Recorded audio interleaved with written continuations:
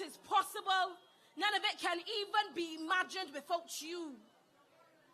I want to bring to you a man who is very similar to Mr. Wilfred Abrams in that he is a legal giant.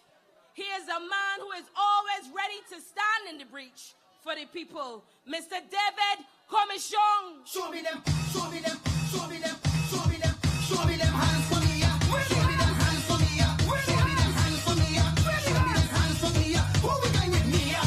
Me, yeah, me, yeah, me, yeah. Who we going with me, yeah? Me, yeah, me, yeah, me, yeah. If you love Barbados but you tell you're suffering, now is the time to get rid of them. Yeah, get rid of them. You got to vote them. Fellow Barbadians, members of the family of the Barbados Labour Party, good evening. Brothers and sisters, I want to begin this evening by laying my cards on the table. I am not a member of the Barbados Labour Party. But as a Barbadian patriot, as a lover of my country and my people, I consider that it is my duty to be here tonight speaking on this platform.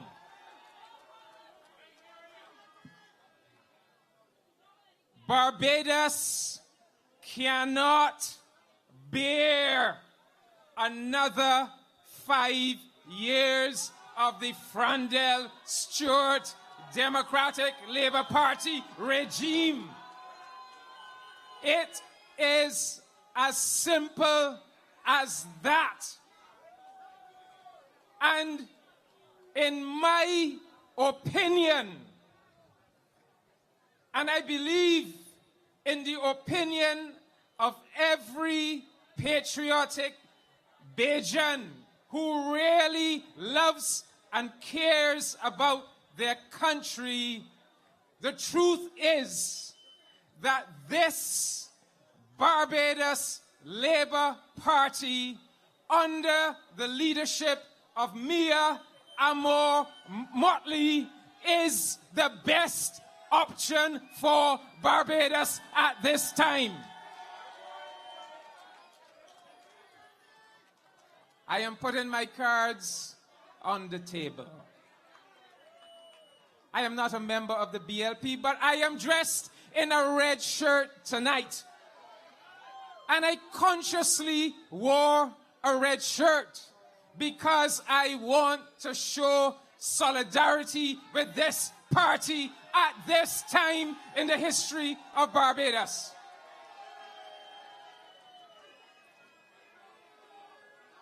I like to speak my mind. And I will tell you, I believe that Barbados is very fortunate to have a leader like Mia Motley at this time. Very fortunate. Mia has dedicated herself over the last several years, preparing herself and preparing a plan to assume the leadership of this country at a time when it is in a deep, deep crisis. We are fortunate to have her because she is an extremely experienced leader. She has been a Minister of Education, an Attorney General, a Minister of Economic Affairs, a Deputy Prime Minister. She is one of the longest serving members of Parliament, and in addition to that, she is one of the most brilliant daughters of this nation.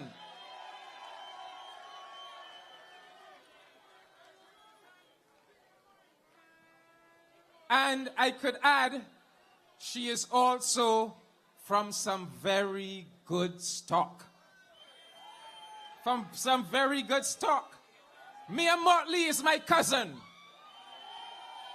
Not on the Motley side, but on the tap-in side. Amor is related to me. Amor's mother was the sister of my father, Reverend Vivian Arthur Comissiong of the Methodist Church. Mia is the great niece of Reverend Comissiong, so she comes from some very good stock. Brothers and sisters, sometimes some people ask me, why do you fight so hard for Barbados? And you know, I fight hard for Barbados because I love Barbados as my country, but I have an additional reason for fighting for Barbados. I am a Pan-Africanist. I am the president of the Caribbean Pan-African Network. I do a lot of work on the continent of Africa. I do a lot of work right across the African diaspora. And one of the points that I continue to make to my brothers and sisters in the Pan-African world is that there is something very special about Barbados and about the Barbadian people. I tell them that, beg pardon? 4 minutes. Oh Lord. They tell me I only have 4 minutes. 4 minutes. Okay. Listen to me now. So let me get to the point now. Let me get to the point. Barbados has a special role to play in being an example of the heights to which black people or African people can reach. And one of the things about the Barbadian people is their love for freedom, liberty, human dignity, and a democratic form of existence. And there are many, many reasons why I abhor the Freundel-Stewart regime. But one of the chief reasons is that this regime has displayed a contempt for democracy, a contempt for the civil rights of the people of Barbados.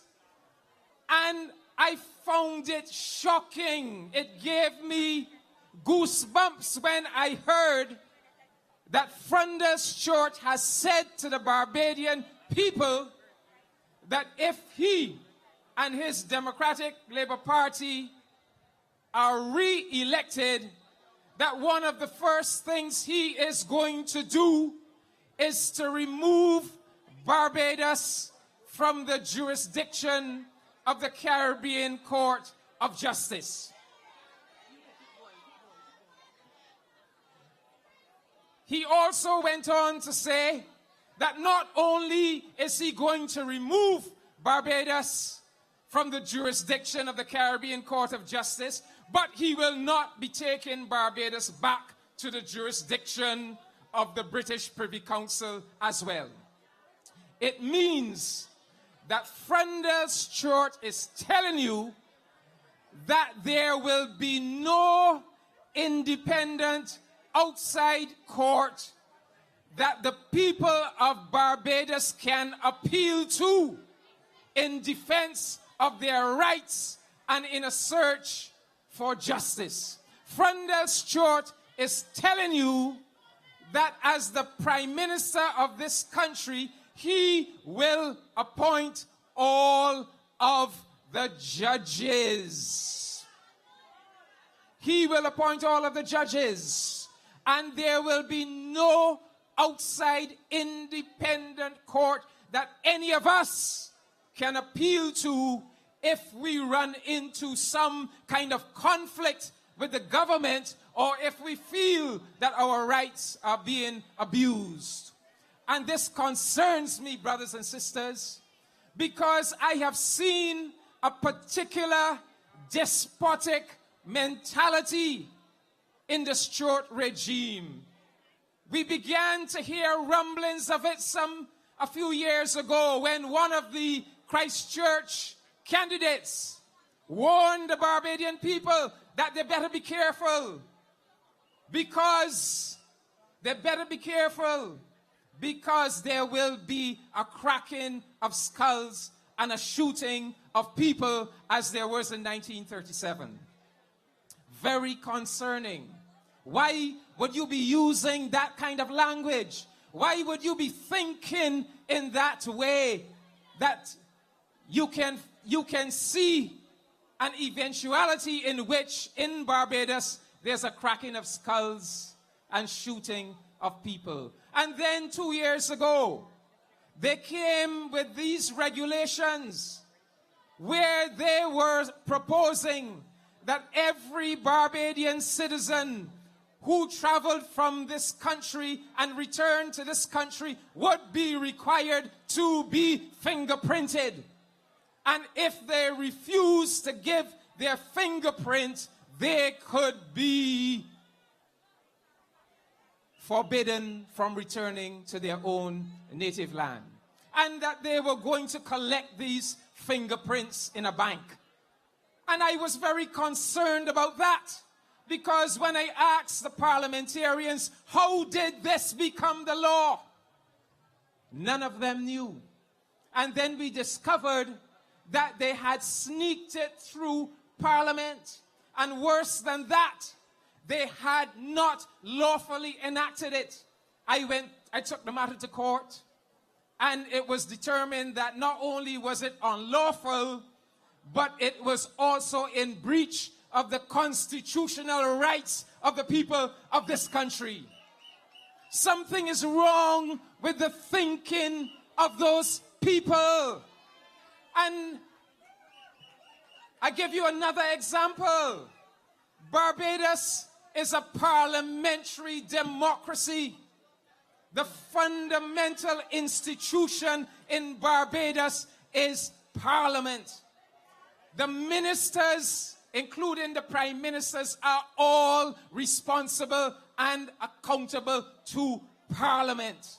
Can you imagine that despotic regime permitted the life of Parliament to run out after 5 years, and then, with no Parliament in existence, refused to call the election, refused to set a date for the election, and continue to rule this country by themselves in the absence of a Parliament for 7.5 weeks before the people forced them to call an election date. Something is wrong. This is not how a democratic regime thinks and operates. And then the final thing that really made me sit up and pay attention, that really frightened me, in the absence of a parliament, when there was no parliament, this regime deliberately misinterpreted the law of Barbados. The law of Barbados, which says that CARICOM and Commonwealth nationals who are legally resident in Barbados for at least 3 years are entitled to be registered and to vote. In the absence of a parliament, this despotic regime deliberately misinterpreted that law. When finally some of the people took the matter to court, the Chief Justice of this country, appointed by the same DLP, the Chief Justice decided the case was so important, he was going to deal with it himself. And the Chief Justice ruled that the law of Barbados is that these people are entitled to be registered and to vote. The Frundle-Stewart regime refused to accept the ruling of their own Chief Justice. They appealed it to the Court of Appeal. The Court of Appeal told them that the Chief Justice is right. The people are entitled to vote. Register the people. The Frundle-Stewart regime deliberately and willfully refused to implement the ruling of the Chief Justice of Barbados and the Court of Appeal of Barbados. You understand the implications of that? Think about it. It is bad enough when an ordinary citizen of the country refuses to obey the ruling of the court. That is bad. But that doesn't threaten the very existence of the nation. The nation can get over that. Even if a lawyer like me refused to obey the rulings of the court, that is bad. But that doesn't threaten the very existence, the life of the country. But when the government, when the institution that should be most respectful of the law and that should treat the judiciary with respect and obedience, when the government itself refuses to obey the rulings of its own courts, brothers and sisters, you are talking about the destruction of your country. You are talking about a country that goes from being a democracy to being some kind of dictatorial, negative, nasty regime that does not respect the rule of law and does not respect the rights of people. Eventually, one of these Commonwealth citizens actually had to go to the only independent court, outside independent court that we have, the Caribbean Court of Justice. And it was the Caribbean Court of Justice that made the ruling and said to them, register this man by 12 o'clock tomorrow or you will face the consequences. Frundle-Stewart is now telling you that he intends to do away with your recourse to the Caribbean Court of Justice. The only court that was able to get his regime to pay some respect to the law. So, brothers and sisters, if some of you still did not understand why you should not vote for the DLP, why you need to get rid of the DLP, if some of you, in spite of all that has happened over the last 10 years, in spite of the 22 downgrades of the economy of Barbados, in spite of all the lies that were told, in spite of the thousands of public servants that were dismissed, in spite of the fact that their education policies have resulted in over 3,500 Barbadians dropping out of the university, in spite of the tremendous rise in the cost of living, in spite of the fact that institution after institution in Barbados, they have either destroyed or brought to their knees. If you still did not know why you must not vote for that regime, Frundle-Stewart has now told you. He has told you that if they come back, they will totally dominate the judiciary. They have already demonstrated that they are prepared to disregard the rulings of their own court system. They are telling you if they come back, Barbados will be enmeshed in a despotic, dictatorial regime that cares nothing for your rights and your dignity. For God's sake, I beg you, in my interest, but also in the interest of my children, my grandchildren, I beg you, in the interest of the broad masses of the Barbadian people, do not let this be the fate of Barbados. Please take the better option on the 24th of May. In your tens of thousands, vote for Mia Motley and the Barbados Labour Party. I thank you. Show me them